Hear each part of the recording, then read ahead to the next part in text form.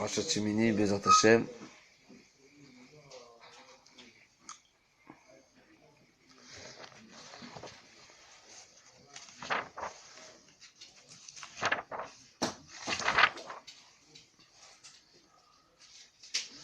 Alors historiquement parlant, la paracha, on se positionne début de Chodesh Nissan, puisque pendant les 7 jours ils sont nommés les Shiva Yemei Amilouim.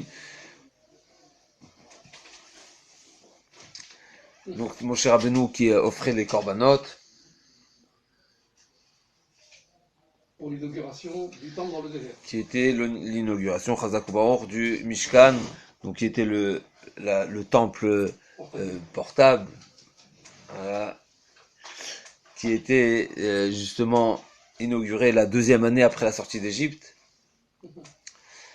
Et donc Moshe Rabbeinu pendant les 7 jours, c'est lui qui a été finalement qui a pris la place quelque part du Kohen, puisque Moshe Rabbeinu lui-même était Kohen. Et une particularité que Moshe Rabbeinu Shimesh Beged Lavan, il avait un habit, donc il n'avait pas tous les habits du Kohen Gadol, donc c'est une exception aussi, puisqu'on sait que le Kohen Gadol, il a 8 habits, le Kohen simple, il en a 4, et Moshe Rabbeinu, il était Chalouk Lavan, c'est le terme de la Gemara, si je ne me trompe pas, Chalouk Lavan. Et on va voir quelque chose de très particulier, c'est que finalement, quelque part, les Bnei Israël, ils étaient en attente.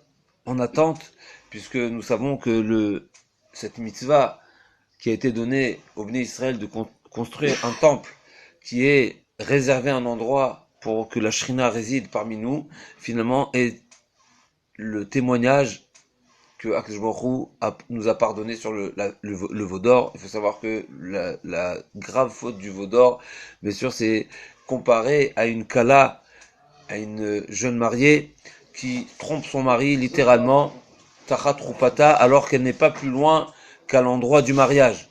Donc là aussi, chas v'shalom, c'est pas chas v'shalom, c'est ce que nous n'avons pas été à la hauteur.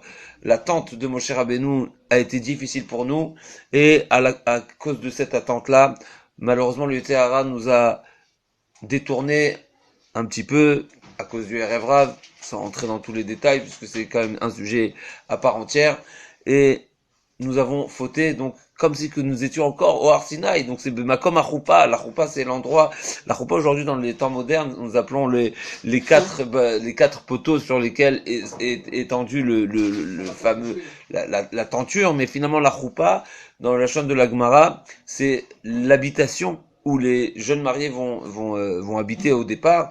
D'ailleurs, Bet Roupato, il y a même l'habitude au départ était que les parents offrent ou pas, mais réserver en tout cas une maison pour les mariés qui s'appelait la choupa. Donc la choupa, c'est, puisque la choupa essentiellement d'ailleurs même dans la lacha, il y a un sujet, est-ce que les shiva brachot, on peut les faire partout, ou bien non, c'est essentiellement à l'endroit où ils vont habiter. Alors c'est un sujet dans la lacha très intéressant, puisque d'après certains, on ne peut pas faire les shiva brachot seulement à l'endroit où ils vont habiter. Si aujourd'hui dans les temps modernes, je pense que dans toutes les communautés d'Israël, des Bnei Israël, les Shiva Brachot se font d'abord le soir du mariage, bien sûr, dans une salle, mais même ensuite, au courant de la semaine, elles sont faites chez des familles qui invitent et qui prennent, si on veut, cette grande mitzvah de la responsabilité, si on veut, qui est la responsabilité proprement du Khatan, ce qu'il faut savoir, que le Shiva Brachot, c'est la responsabilité, c'est l'obligation du Khatan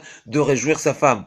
Finalement, les personnes qui invitent le Khatan et la Kala, si on veut, ils allègent, ils soulagent, ils épaulent l'obligation du Khatan de réjouir sa femme. Alors c'est vrai que c'est magnifique, Chaliar. puisque il est chaliar, mais quelque part, il ne faut pas oublier que l'obligation première, elle est sur le Khatan. En tout cas, pour revenir, la notion de choupa, c'est l'endroit où les mariés vont vivre, vont s'installer, et c'est pas simplement l'endroit de la salle, etc.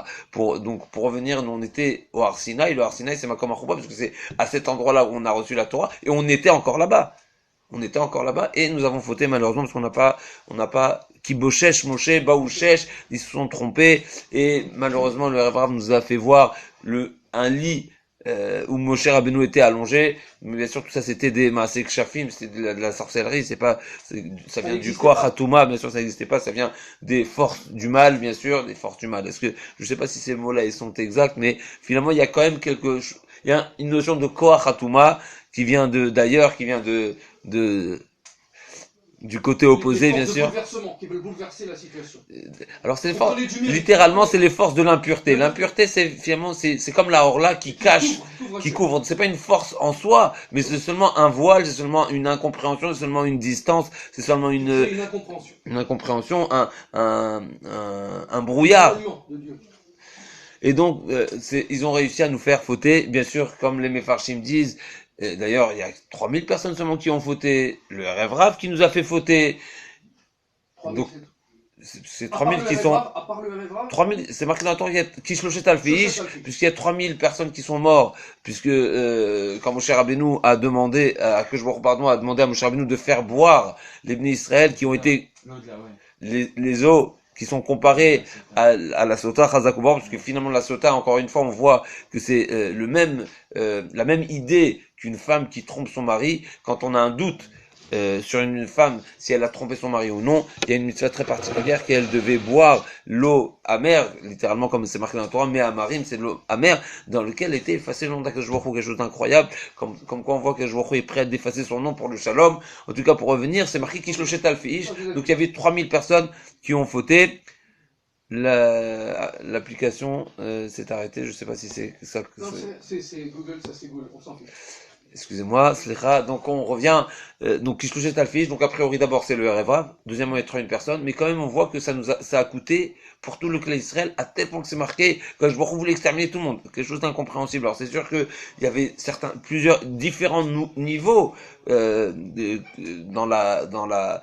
entre les personnes qui ont fauté, dans le clan d'Israël, différents niveaux. Il y a ceux qui ont fait, il y a ceux qui ont demandé, il y a ceux qui ont tué Rour, il y a ceux qui ont accumulé Tzarek, certains qui étaient vraiment actifs, et certains qui étaient passifs, et certains qui se sont opposés.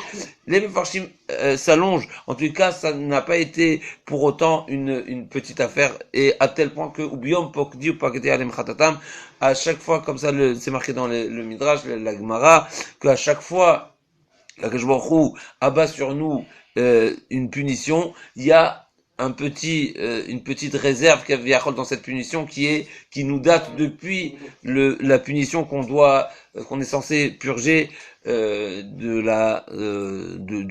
faux d'or. Pour revenir, en tout cas, on a donc. Juste une chose.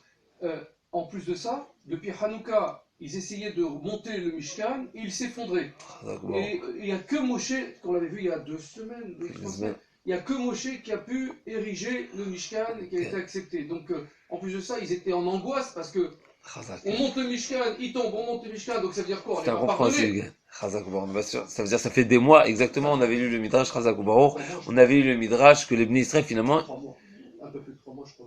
Ouais, ça fait une longue période, parce que Hanouka exactement, Hanouka déjà il était, d'ailleurs c'est pour ça que Akadosh Baruch Hu nous a réservé une date anniversaire pour compenser Hanouka, puisqu'il était déjà prêt, donc c'est ensuite à Hanouka à Hashmonaïm qu'on commémore à nouveau toutes ces années-là de Galout. En tout cas, clairement les Bnei Israël étaient inquiets. Et se poser la question, est-ce que on a ouvert cette parenthèse du Chet HaEgel, donc on disait que le Mishkan est venu en témoignage que Akadosh Baruch Hu nous a pardonné la faute du veau d'or, et là, on est en attente.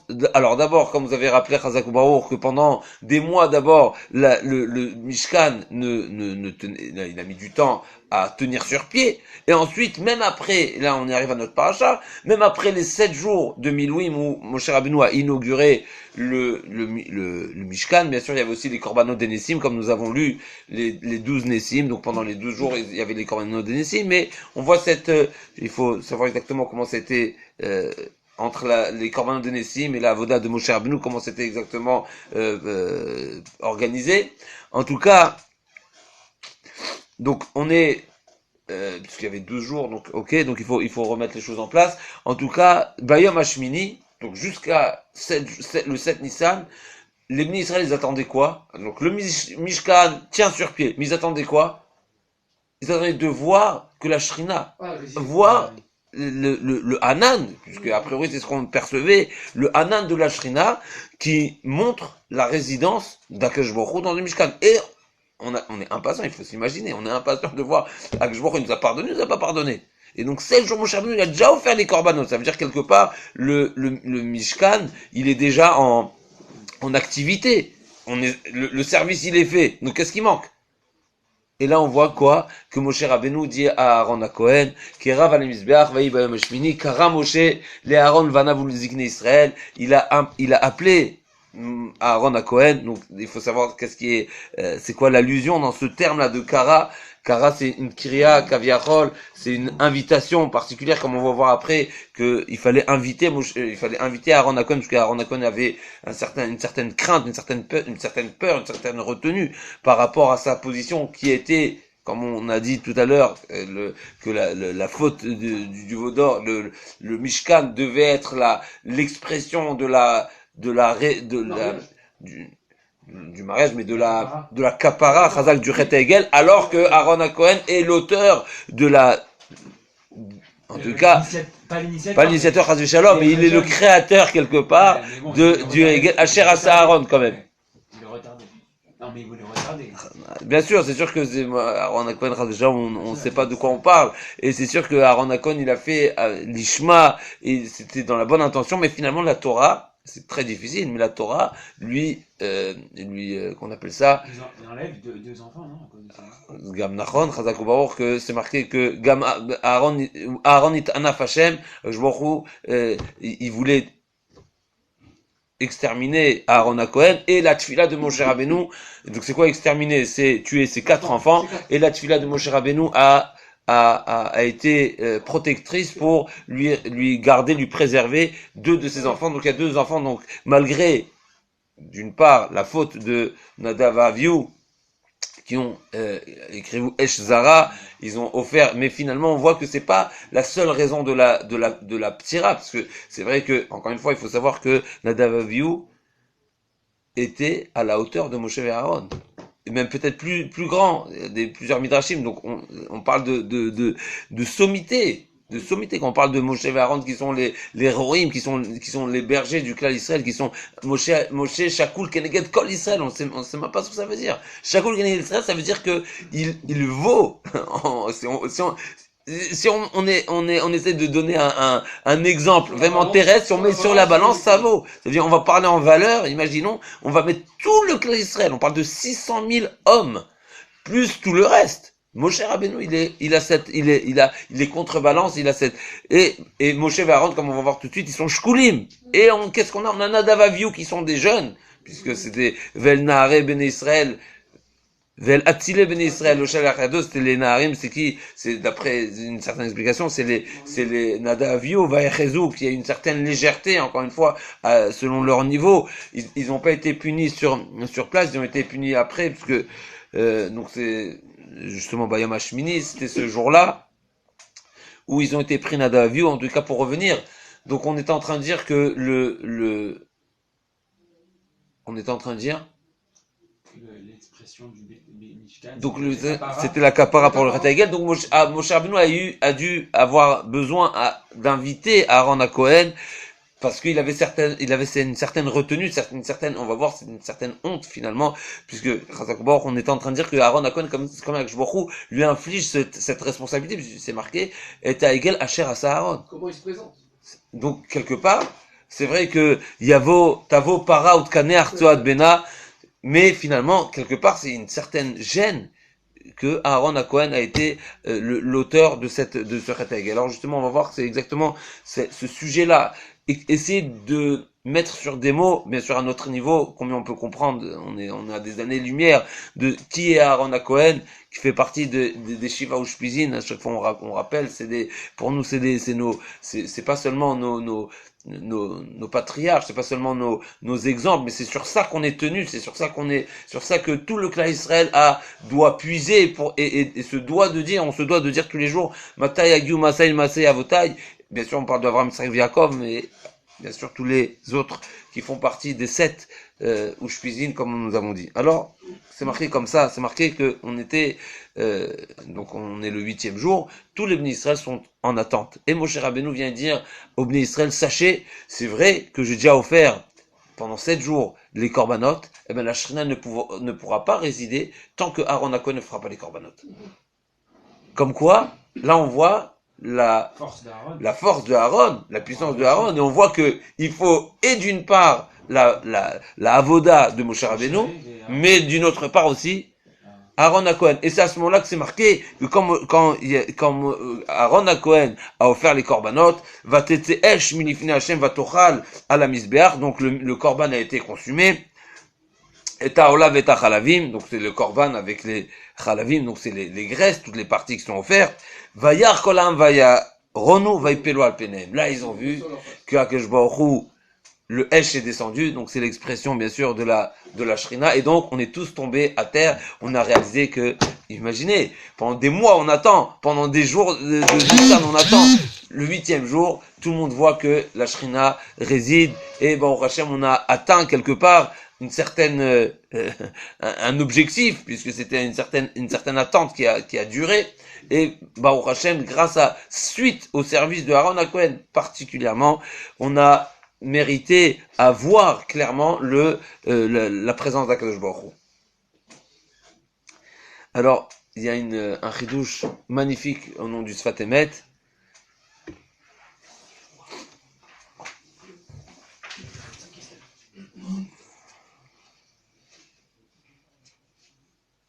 Quelle est la particularité de la position, si on veut, de Aaron HaKohen, qui grâce à lui, finalement, en tout cas, était dépendante, ou c'est Akadosh Baruch Hu l'a choisi particulièrement à être Kohen Gadol, et non pas Moshe Rabbeinu. C'est une question légitime qu'on pourrait se poser, parce qu'on peut pas dire que Moshe Rabbeinu n'y était pas, puisque comme on a dit, Moshe Rabbeinu a fait office de Kohen Gadol comme les 7 premiers jours. Donc la question qui se pose, c'est quelle est la particularité de Aaron HaKohen?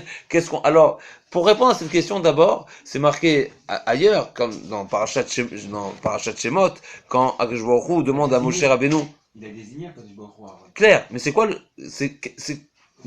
grâce à quoi Aaron HaKohen a mérité? C'est quoi son point, sa mida, qui lui a donné ce mérite de devenir Kohen Gadol? Rodef Shalom.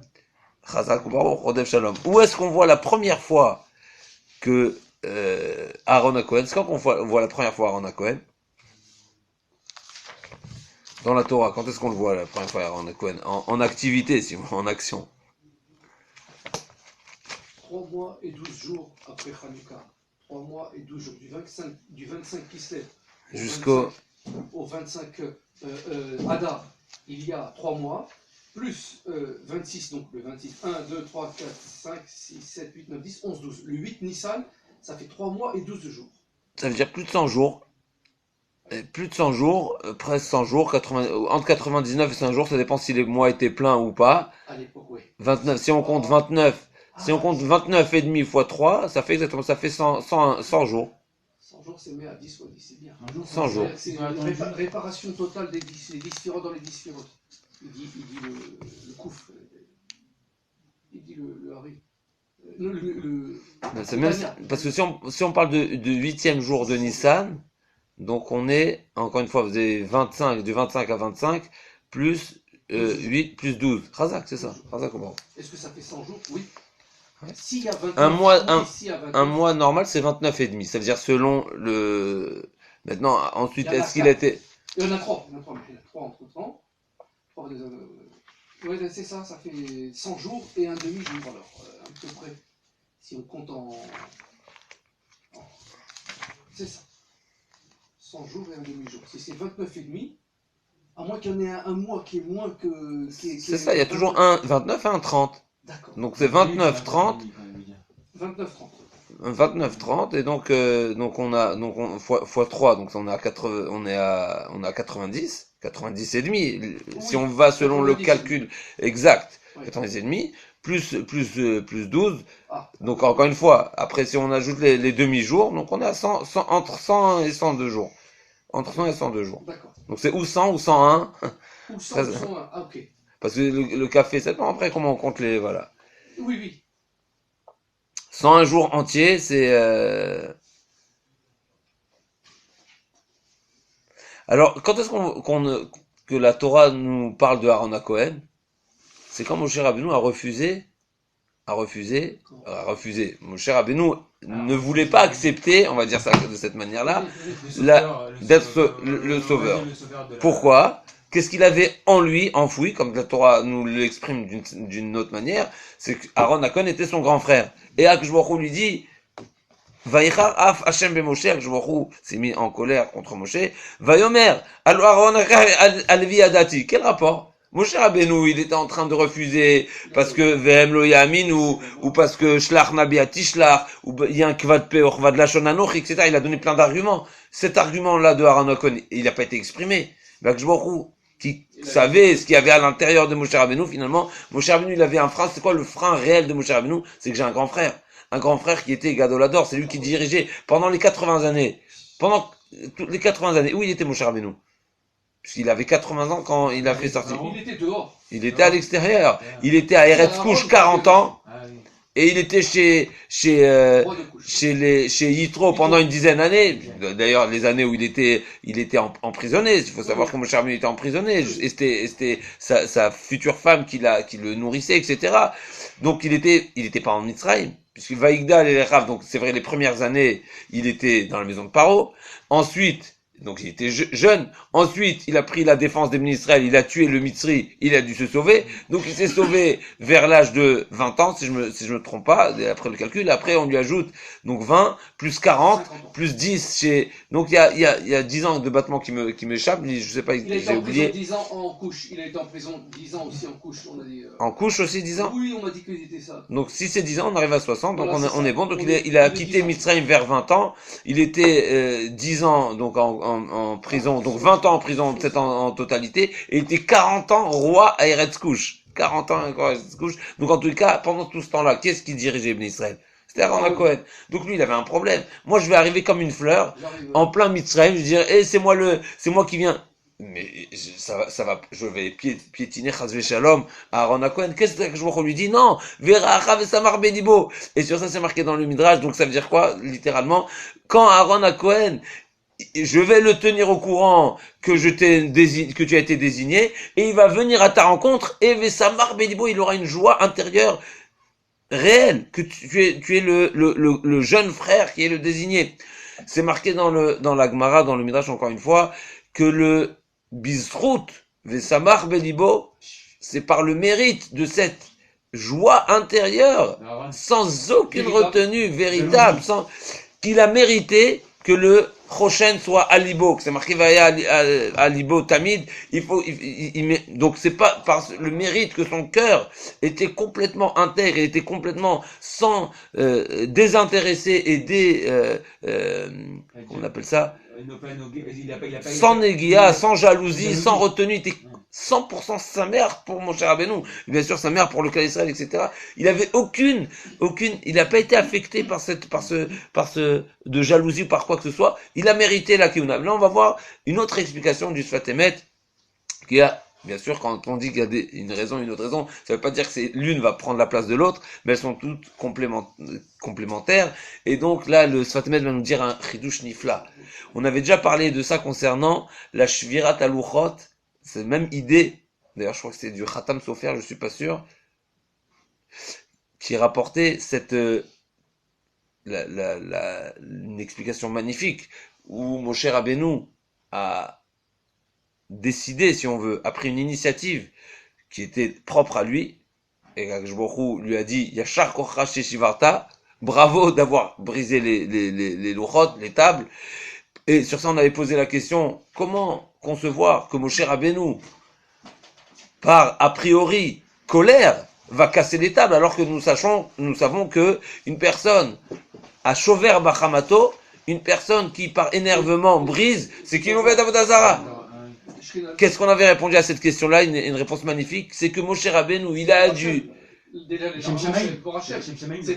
on avait proposé cette réponse, il a fait mode, mais je vais rapporter une réponse magnifique. Il disait que finalement, Moshe Rabbeinu, il fallait qu'il se mette, quelque part en état de Oved Avodah Zara, bien sûr, à un niveau très très très très faible, pour pouvoir plaider pour le clan Israël et pour mériter la kapara.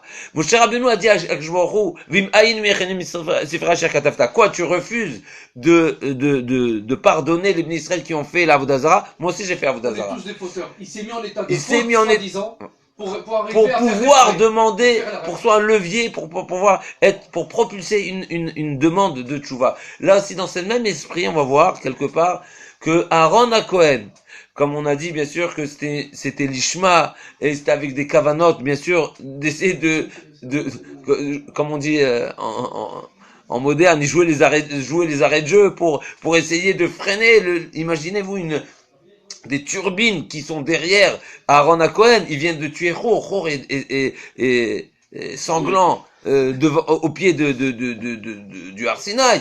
Et Aaron à Cohen sait pertinemment que si ils viennent à le tuer, à lui aussi, Imi Areb Imgdash Hashem Cohen Venavi, il a pris sur lui toute la faute et c'est Asher.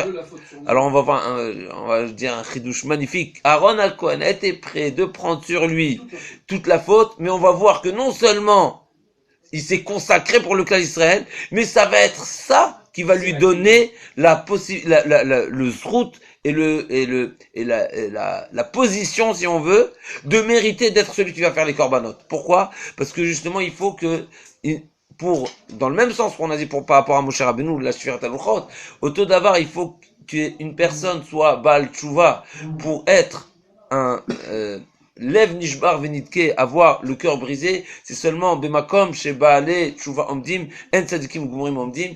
Il y a une particularité, si on veut, positive chez les Baale Tshuva, c'est que du fait qu'ils ont quelque chose à se reprocher, malgré que nous avons quelque chose à nous reprocher à cause de la faute, alors même quand on fait le service d'Hachem pleinement, avec l'ishma, sans défaut, sans retenue, avec simcha, toutes les conditions, eh ben on aura toujours en nous une personne qui a khatati negdi tamid, une personne qui réalise que la faute elle est très grave et que à chaque fois c'est un rappel pour l'homme sa faute. Eh ben même quand il fera le service d'Hachem en toute intégrité, eh ben il n'aura pas la gava. Pourquoi il n'aura pas la gava? Parce que il se rappelle qu'il y a une faute. Et ça veut dire que se rappelle une faute. Ça veut dire, c'est vrai qu'aujourd'hui je suis bien, aujourd'hui je suis bon, mais Hachem il est encore plus bon, puisque finalement, la faute, une personne qui faute, elle aurait mérité. Elle s'écrase, en vérité, elle s'écrase. Elle aurait mérité de ne plus être. Donc je m'en rends par Midad Rachamim, Shlosh Midot Shel Rachamim, les 13 attributs d'Akashborou qui sont de miséricorde, de nous prêter la vie, même quand je suis au top dans ma Avodat Hashem, je me dis, mais je suis un nul. Finalement, je ne mérite rien. C'est que du cadeau d'Akashborou. Cette madriga, ce trait de caractère, cette pensée-là, elle est finalement, on pourrait la trouver seulement pour une personne qui a déjà fauté, mais une personne qui n'a jamais fauté. Zéro faute. Le tzaddik amour, comme on va voir tout de suite, le Rav va nous citer la Gemara dans Souka qui nous dit, il y avait les chassidim et les anshe maaseh, quand la Gemara dit que chaque fois qu'on dit chassid, il y a quelques-uns des Amoraïm qui sont nommés chassid. Quand ils sont nommés chassid, c'est chassid. Rabbi Yehuda, Rabbi Yehuda Rabbi Ilai et Rabbi Yehuda, les deux frères, Rabbi Yehuda, et il y a deux frères, Rabbi Yehuda Rabbi Ilai et en tout cas, la Gemara dit, à chaque fois que c'est marqué Masé Bechassid Echad, c'est un chassid qui était depuis le départ. C'est pas qui est devenu chassid. Ça veut dire, il a toujours été, son service était toujours Bechassidout, il est irréprochable, jamais. Et Anshe Masé, en tout cas, c'est ce que la Gemara dit, on va juste passer à la Gemara. La Gemara dit que dans Simcha Bet HaShoeva, il y avait plusieurs catégories de Bnei Israël, mais c'est sûr que ceux qui dansaient, ce qu'il faut savoir, à Simcha Bet HaShoeva, la ronde, la piste de danse n'était pas donnée à tout le monde. Elle était donnée seulement aux tzadikim, aux chassidim, aux gdolé ador. Tout le monde était seulement spectateur. Tout le Amcha, si on veut, tous les hommes qui sont simples, qui n'étaient pas reconnus de leur piété et de leur chassidoute, ils n'étaient pas sur la piste de danse. Ils étaient seulement spectateurs. Ils regardaient comment les tzadikim chantaient. Et c'est qui de quel groupe, c'était qui les groupes de danseurs, si on veut, qui se réjouissaient sur la Asimra B'Tasheva. Il y avait deux catégories. Il y avait les tzadikim, donc les chassidim gumurim qui, quelque part, n'avaient jamais fauté, et il y avait les Baalei Tshuva. Et les deux ensemble, qu'est-ce qu'ils chantaient? Ashremi Shelochata. Heureux soit l'homme qui n'a jamais fauté. Ou Mishechata est celui qui a déjà fauté. Yashuv el Hashem, Vimchal, Vislachlo, Vimchalo, Akshboch va le pardonner.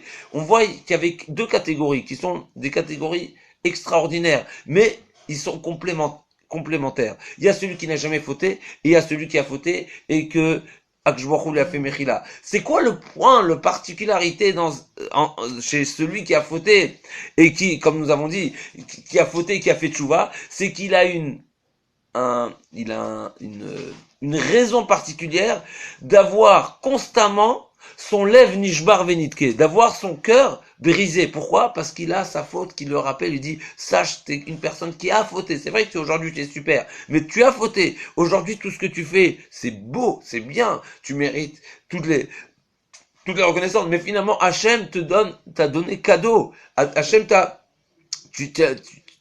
c'est seulement par bonté d'Akadosh Baruch Hu qu'on est encore vivant. C'est seulement par bonté d'Akadosh Baruch Hu qu'on est encore, qu'on a la possibilité de le servir. Mais on n'est pas au niveau de le servir. C'est seulement Aaron à Cohen qui a quelque part un titre, ça c'est un Chidush Fatemet, il faut vraiment avoir les épaules pour donner ce qualificatif à Aaron à Cohen. Finalement, il a une forme, quelque part, un nom, à son, bien sûr, au niveau de Aaron Cohen, comme si qu'il était, on peut pas parler sur Aaron Cohen, mais comme si il a une forme de Baal Tshuva, qui a cette mida de Hanava particulière, qui est celui qui offre les corbanotes pour demander la kapara. Ça veut dire, il faut être vraiment en constante,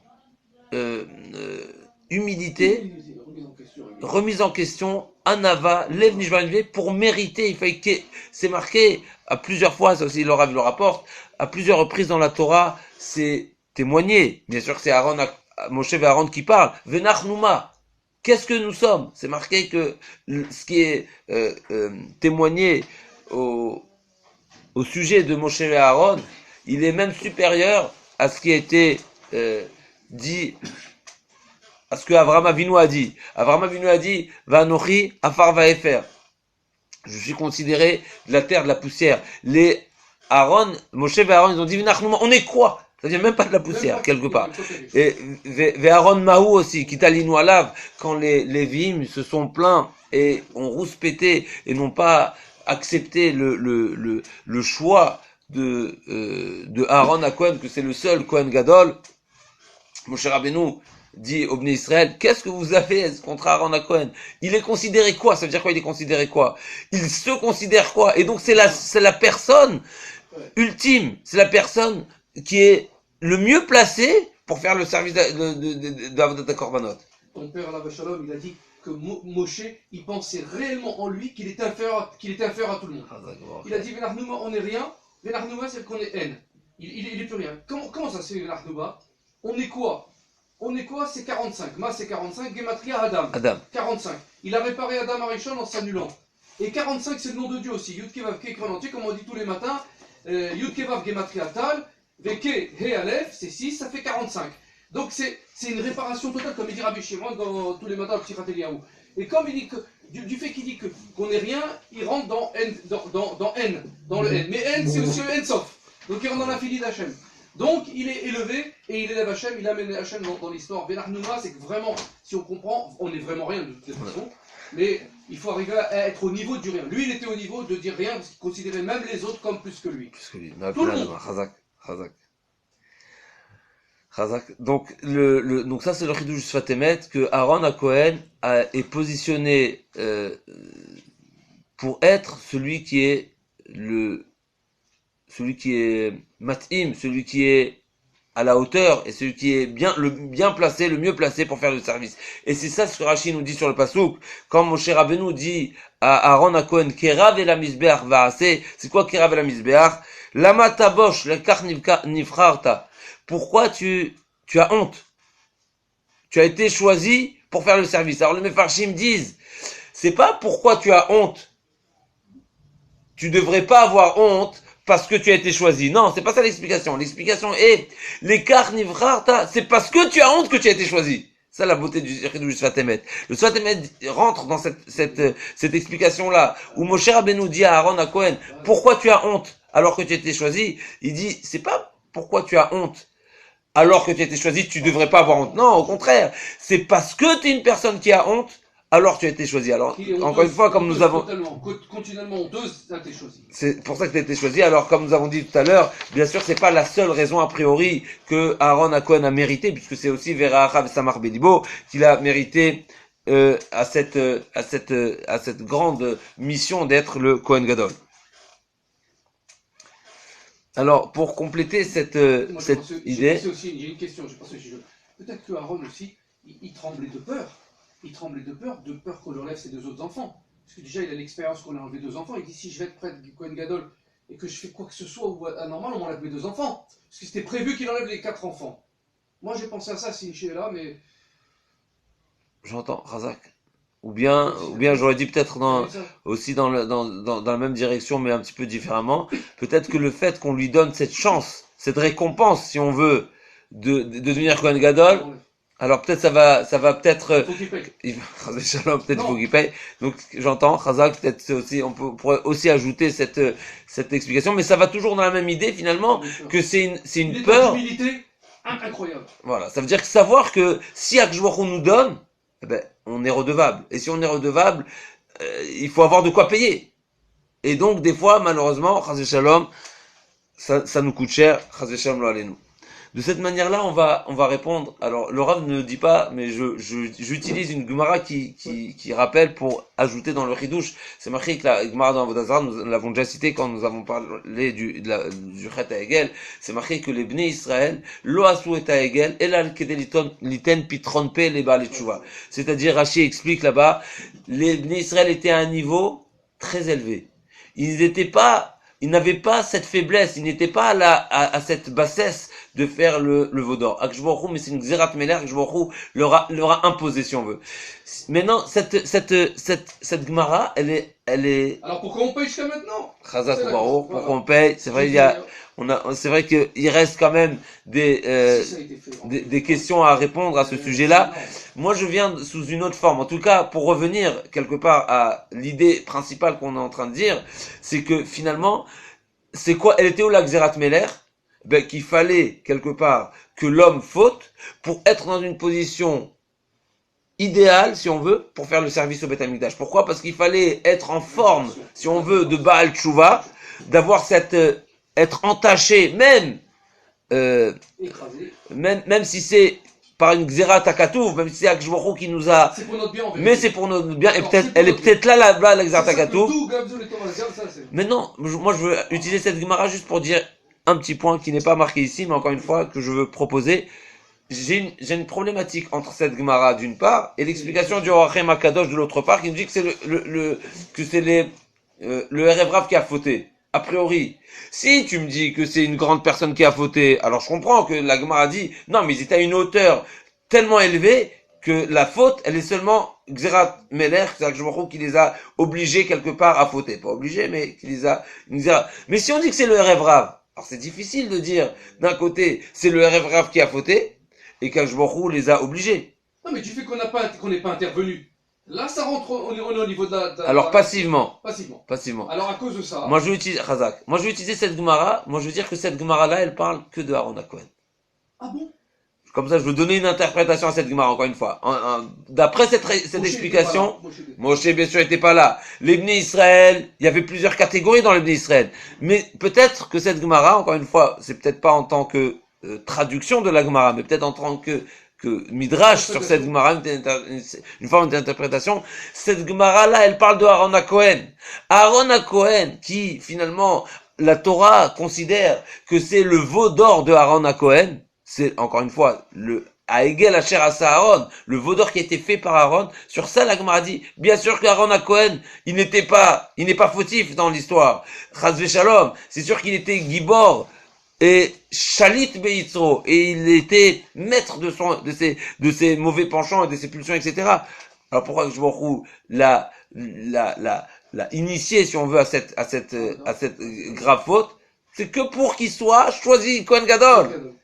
Et là, sur Aaron Cohen, on comprend. Et finalement, ça répond que c'est sûr que dans le cas d'Israël, il est possible, encore une fois, c'est pas dans le cas d'Israël, excusez-moi, pas dans le cas d'Israël, dans le Erev Rav, il y avait des meneurs, et il y avait des personnes qui n'étaient pas à la hauteur, puisqu'à priori, comme disent le Mefarshim, le Rachem Akadosh, plus précisément, que le Erev Rav, c'est eux les meneurs et c'est eux les fauteurs. Donc eux, on peut pas dire qu'ils étaient tzadikim, veshaltim beitzram, a priori. Ça ne va pas ensemble. Alors c'est qui le Gibor Veshalit Beitzro, qui est essentiellement parmi le Bnei Israël, qui est, en tous les cas, que son nom est rappelé dans la Torah, c'est qui?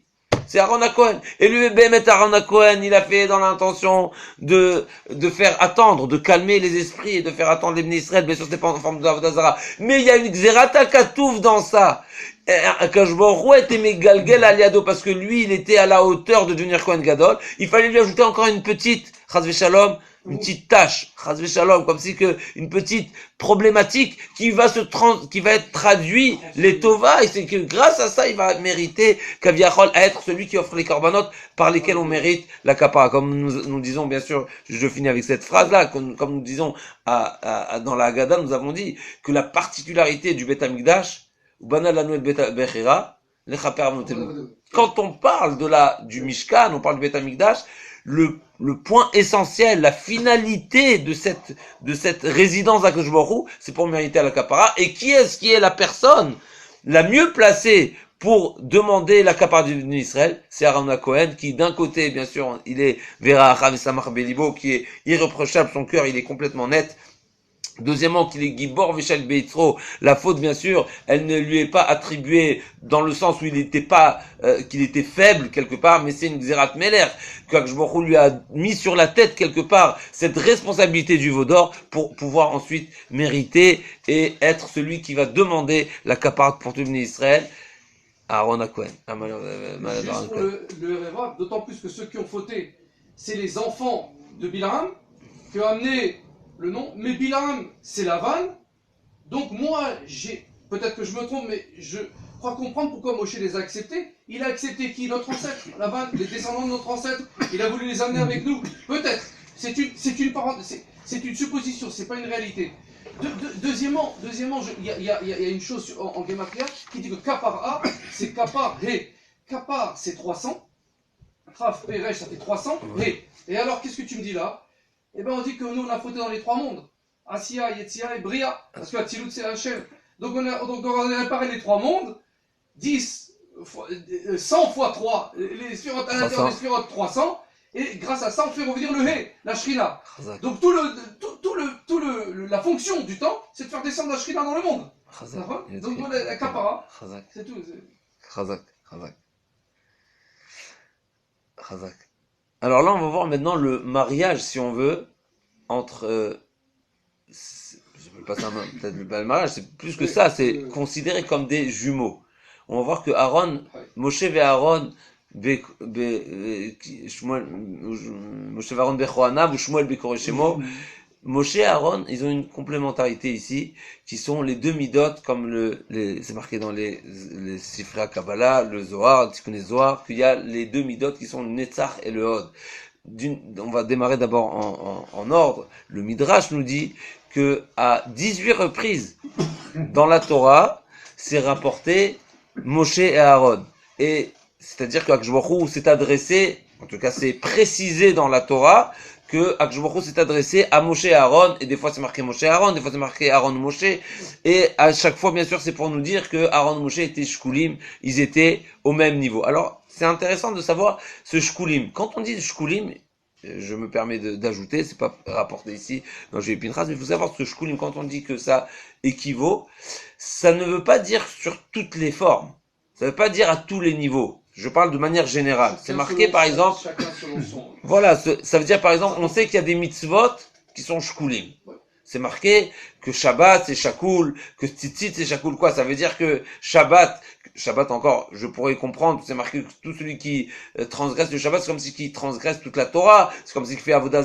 Donc, on va laisser Shabbat de côté, mais il y a d'autres mitzvot, comme Tzitzit par exemple, qu'il faut comprendre pourquoi c'est Shakoul. La Tzitzit, c'est, d'après certains, c'est comme ça que la halakha est conclue, c'est même pas une obligation sur l'homme.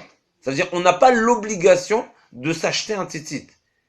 C'est bien et c'est très important, et celui qui ne met pas, c'est grave. Mais l'obligation, elle n'est pas d'aller acheter un habit à quatre coins.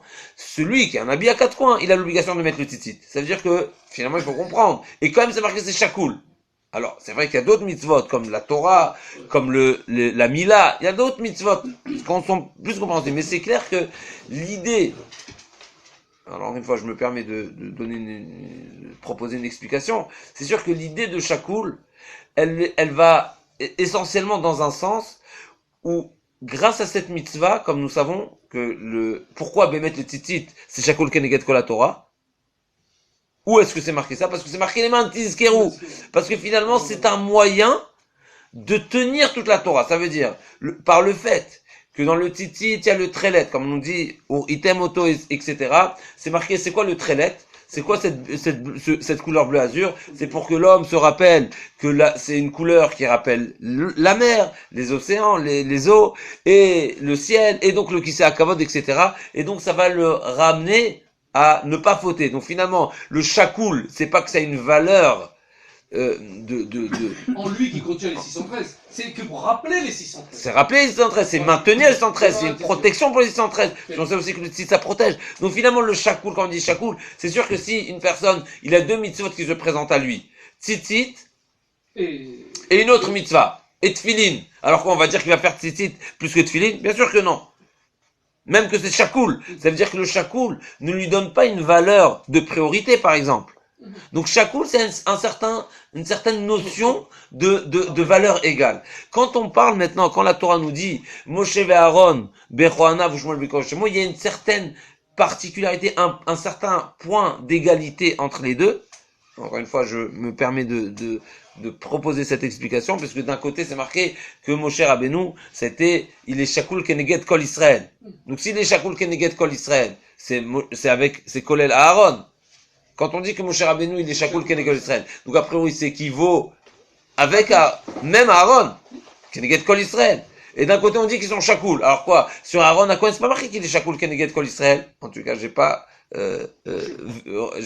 entendu cet enseignement-là que Aaron à Cohen était shakoul keneged kol Israël. C'est marqué sur Moshe Rabbeinu.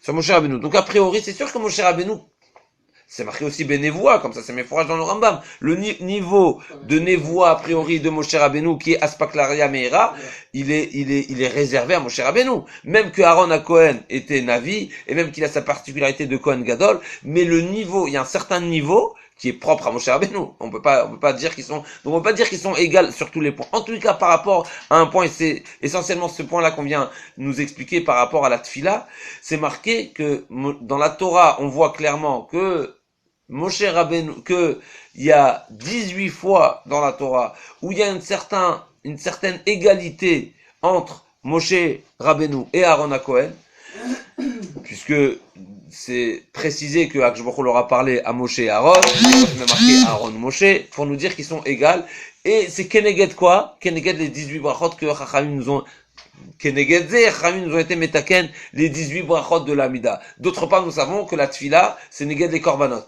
Donc quelque part, on voit un lien direct, donc qui va nous concerner en tout cas dans notre compréhension de notre travail, notre service d'Akadosh Baruch Hu, qui est le service essentiel, qui est la Tfila bien sûr, et les mitzvot, mais la Tfila, elle s'appelle Avoda, elle s'appelle un service, on va voir tout de suite. Finalement, il y a une notion égale à intérioriser, qui va nous aider à avoir une approche juste quand on est censé faire la tfila, qui est par rapport au korbanot. C'est quoi la valeur juste? C'est cette notion-là de anava, d'être humble et de réaliser combien on est petit, combien on est redevable par rapport à Akadosh Baruch Hu, et bien sûr par rapport à, comme la mida de Moshe Rabbeinu qui était Ana Mikol Adam. C'est-à-dire que la Torah nous témoigne ici une certaine égalité entre Moshe Rabbeinu et Aaron à Cohen, concernant la Midat Hanava. C'est-à-dire, nous savons que Aaron à Cohen, comme nous venons de dire, a été responsable, une certaine part de responsabilité par rapport à la faute du veau d'or. Cette responsabilité l'a poussé à développer en lui un lèvre nishbar beniké. Mais ça, c'est en forme de, si on veut, une certaine forme de Baal Tshuva. Moshe Rabbeinu était bien au-delà de ça. Quelque part, Moshe Rabbeinu a une midat Hanava qui est Mikol Adam Asher Al Pnei Adama. La Hanava de Moshe Rabbeinu, elle était, et là, encore une fois, je me permets d'ajouter un petit chouïa qui n'est pas marqué dans le Shuvei Pinchas, c'est que Moshe Rabbeinu, on peut dire que, d'une part, Aaron à Cohen était au niveau de la Hanava de Moshe Rabbeinu, mais lui, c'est grâce, si on veut, à sa, au veau d'or, quelque part. Moshe Rabbeinu, sans le veau d'or, et ça, encore une fois, c'est pas marqué dans le Shuvei Pinchas, sans le veau d'or, il était au niveau de la Hanava de Aaron à Cohen. C'est-à-dire, normalement, c'est marqué dans la Gemara, Bimakom chez Balei Tshuva Omdim, En Tzadikim Gmurim Omdim. C'est-à-dire, parce que le Tzadik Gamour, il a pas ce rappel constant. Alors peut-être que la faute des louchot, peut-être que les louchot ça lui a fait monter, Chazak. et qu'en vérité lui peut pas se présenter devant lui, et qu'en vérité on peut les comparer véritablement. Chazak. Alors, moi je dis sans les louchot. Mon cher Rabbeinu, moi je veux proposer sans les louchot. Alors dis-moi sans les louchot du Vaudor aussi, alors. Alors c'est vrai, mais dans le Aaron, c'est marqué, vous avez raison. Seulement dans le Vaudor, on comprend qu'il y a une certaine tchouva, parce que c'est marqué que Neshat Bosch, quelque part, Moshe Rabbeinu dit à Aaron à Cohen, justement, toi t'es à la hauteur, parce que tu as une part du veau d'or. Sur Moshe Rabbeinu, les louchot, c'est vrai que vous avez raison, qu'on a dit tout à l'heure, que ce qui a été rappelé, que Moshe Rabbeinu, quelque part, par rapport à la Shvirat al-Louchot, il y a une certaine responsabilité, mais cette responsabilité, elle n'est pas liée au service du Bet Hamikdash, du Mishkan. Qu'on a une preuve, c'est que les lettres, elles s'étaient envolées. Donc c'était rien du tout. Clairement. Donc en tout cas, par rapport... Hachem qui était déjà parti. Donc il n'a pas fait de Avera au sens... En tout cas, pas au niveau que Tavo Para ou Kaner Tuad Bena. Ça veut dire par rapport à ça, oui. Quelque part, comme on a dit, c'est seulement Moshe Rabbeinu qui connaît le Sod. En tout cas, quelque part, on peut dire de cette manière-là que Moshe Rabbeinu était à un niveau de Hanava tellement élevé que pour lui, il n'avait pas besoin la faute et la responsabilité du Hegel pour être au même niveau de Hanava comme s'il avait fait quelque part. Et donc quelque part, c'est peut-être, encore une fois j'ajoute, c'est pas dans le Shuvei Pinchas, mais peut-être on peut ajouter, c'est ça ce qui nous vient nous témoigner ici. La Torah vient nous dire que Moshe et Aaron étaient au même niveau. C'est-à-dire quoi, ils sont au même niveau? Ils sont au même niveau par rapport à cette mida de Hanava. De même que Aaron à Cohen, il a une mida de Balei Tshuva Omdim, En Tzadikim Gumurim Omdim, Moshe Rabbeinu était encore au-dessus de Tzadikim Gumurim. Mais c'est le Tzadik qui est considéré Lochata, qui est considéré Netzach, et on va voir d'ailleurs que le Netzach et le Hod, on va voir que ça va nous rapporter encore une halakha qui concerne la Hamida. Finalement, c'est marqué que quand on fait la Hamida, quand on se tient debout, on se dresse pour faire supplier à Kadosh Baruch Hu. Les 18 supplications, ce ne sont pas les 18 supplications, il y a 3 qui sont Shvar, 13 qui sont supplications et 3 qui sont Hoda'a. En tout cas, on doit se tenir debout, les pieds joints. Pieds joints comme les malachim. La question est de savoir, c'est beau on nous appelle des malachim, mais il faut savoir quel rapport nous et les malachim.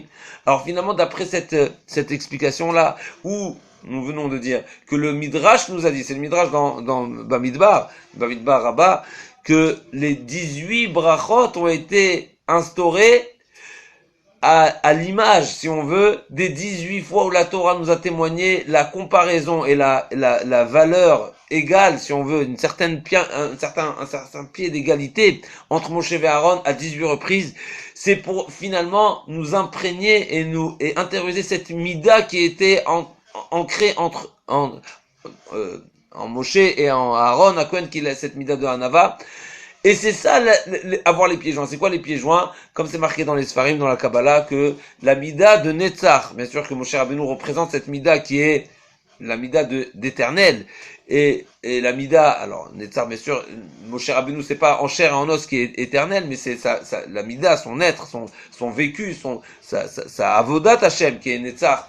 Et d'une part, c'est la jambe droite, et d'autre part, le Hod, qui est la beauté, qui est le Aaron HaKohen, représente cette mida, qui est le Hod, et le pied gauche. Finalement, on se doit, pendant la Hamida, à jumeler et à joindre ces deux jambes qui sont la représentation de ces deux, finalement, Geoné Olam, Gdolé Ador, pas seulement Gdolé Ador, mais les piliers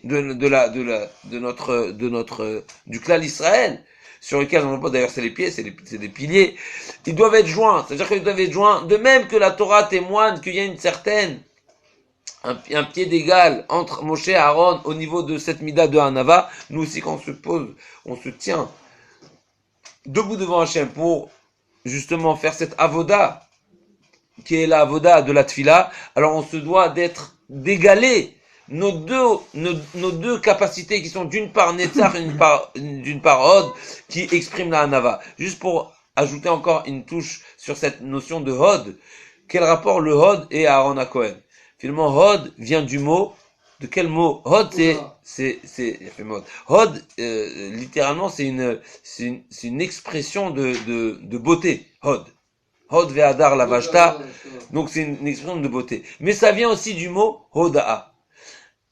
C'est quoi Hoda'a? Une reconnaissance. La Gemara dit, c'est une formule gmaratique, mais on va utiliser cette formule pour comprendre qu'une personne qui reconnaît, c'est-à-dire qu'avant de reconnaître, il ne reconnaissait pas. Donc une personne je reconnais quelque chose, ça veut dire qu'avant d'exprimer ma reconnaissance, j'avais un certain doute, j'avais une certaine incertitude, une certaine remise en question si on veut. Donc quand on dit que Aaron HaKohen exprime cette mida de Hod qui est la reconnaissance, finalement, ça nous prouve clairement que ça fait allusion à cette dimension, si on veut, de Baal Tshuva, puisqu'on considère qu'un Baal Tshuva qui est revenu vers Hachem, c'est-à-dire que jusqu'au moment où il a reconnu Hachem, quelque part auparavant, il était en question, il était en incertitude, il était en mode faible par rapport à sa conviction du service à Kadosh Baruch Hu.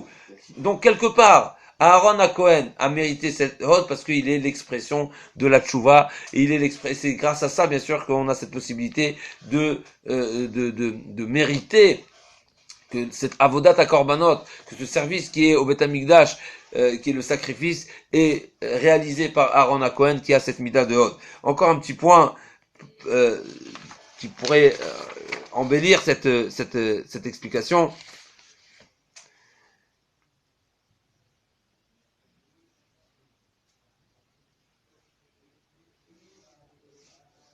La Gemara dit dans Megillah que Avoda Veoda Chadam Iltaï. Le service, quand on parle du service au Beth Amikdash. Et Oda, et la reconnaissance du bienfait qu'Akadosh Baruch Hu nous fait, c'est une même chose. A priori, c'est deux notions complètement différentes. Le service, c'est le service, et la reconnaissance, c'est la reconnaissance. D'après ce qu'on est en train de dire, on comprend davantage que finalement, tout le service, c'est seulement pour une personne qui exprime une Oda, c'est-à-dire c'est seulement pour celui qui est la Oda essentielle, la Oda, si on veut, importante, c'est celui qui est Modé Ve'ozev Yerucham, c'est celui qui fait Tshuva. C'est pour lui, seulement une personne qui vit Baal Tshuva, qui vit et qui peut être nommé Baal Tshuva, celui qui est maître de la Tshuva, alors là, sa Avoda, son service des korbanot, il est intègre, il est bien placé puisque il a toutes les raisons d'être Lev Nishbar Venitke, d'avoir le cœur brisé, d'être humble, parce qu'il sait, il retient que il a fauté un jour. Et on va finir en rappelant ce que Shlomo HaMelech dit dans Kohelet, Tovim Ashnaim Mina Echad. Quand on est deux sont le service à deux est davantage et meilleur que quand on fait le service seul. A priori, c'est simple. Qu'est-ce qu'il vient nous enseigner? C'est sûr que l'union fait la force. C'est sûr que 2 est plus fort que 1. Qu'est-ce qu'il est venu nous enseigner par ici? D'après cette explication, on pourrait dire qu'il y a un remez à cette notion, que c'est qui Shnaïm, c'est qui les deux, Badé Haravot, c'est qui Badé Haravot, c'est Moshe et Aaron. Moshe et Aaron, Badé Haravot, c'est des Tovim Shnaïm, on parle de 2 personnes qui viennent nous enseigner cette mida qui est la Hanava, qui est Moshe d'une part et Aaron d'une autre, qui sont Netzach et Hod, et que Bezrat Hashem nous donne la possibilité de nous imprégner de cette mida de Hanava qui nous est enseignée par Moshe Rabbeinu, qui nous est enseignée par Aaron HaKohen, que ce soit qu'elles viennent de Moshe Rabbeinu ou de Aaron HaKohen, qui sont 2 directions finalement, ils doivent s'unir à la fin, et ça doit former comme notre jambe gauche et notre jambe droite qui s'unissent, et comme bien sûr les tzadikim gumurim, comme les chassidim et les anshe maaseh, que la Gemara nous témoigne, qui sont les tzadikim qui n'ont jamais fauté, et les balei tshuva qui ont fauté et qui reviennent vers Hachem et qui disent Umi shechata yavo, qui viennent demander le pardon et qui va être pardonné. Et ce qu'il faut savoir pour finaliser, c'est de la manière dont on a démarré, et c'est grâce à ces 2 éléments qu'on mérite à Gilui Ashrina, et c'est grâce à ces 2 éléments qui sont d'une part la avoda de Moshe Rabbeinu pendant 7 jours, et ensuite la avoda de Aaron HaKohen, qui est venu finaliser si on veut, et qui sont venus mettre le dernier coup de la finalité de la avoda, si on veut, par laquelle nous avons mérité de voir le Gilui Ashrina, Vayaram, Vayaronu, Vayipelu al Penem. Nous avons vu le feu descendre et on s'est mis à plat ventre, tout simplement parce qu'on a réalisé le pardon que je vous imchal la noire, vous notez nous, amen, Keneratza. Amen.